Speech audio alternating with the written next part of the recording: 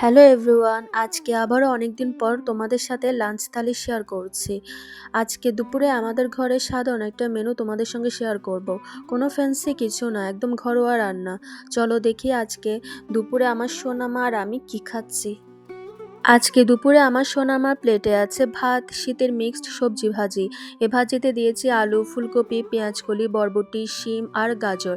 সাথে আছে পালং শাক দিয়ে মুগ ডাল, যেটাতে দেওয়া হয়েছে মিষ্টি কুমড়া, লাউ আর আলু, বরবটি।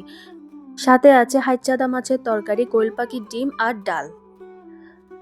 আর আজকে দুপুরে আমার প্লেটে আছে এখানে ভাত, শীতের মিক্সড সবজি ভাজি, পালং শাক দিয়ে মুগ ডাল। সাথে খাওয়ার জন্য নিয়েছি শসা আর কাঁচামরিচ। এই খাবারগুলো আমরা প্রতিদিনই খাই, কিন্তু শীতের সময় এই সাধারণ খাবারেই সবচেয়ে বেশি শান্তি পাই। আর হ্যাঁ, আজকে রান্নাগুলো সব আমার মাই রান্না করেছে। আমি শুধু আমার মেয়ের রান্নাটাই করেছি। ওর জন্য হাইচাদা মাছ, কোয়েল পাখির ডিম আর ডাল রান্নাটা আমি করেছি, বাদ বাকি সব রান্না আমার মাই করেছে। আজকে দুপুরের খাবারটা এই পর্যন্তই। Thanks for watching.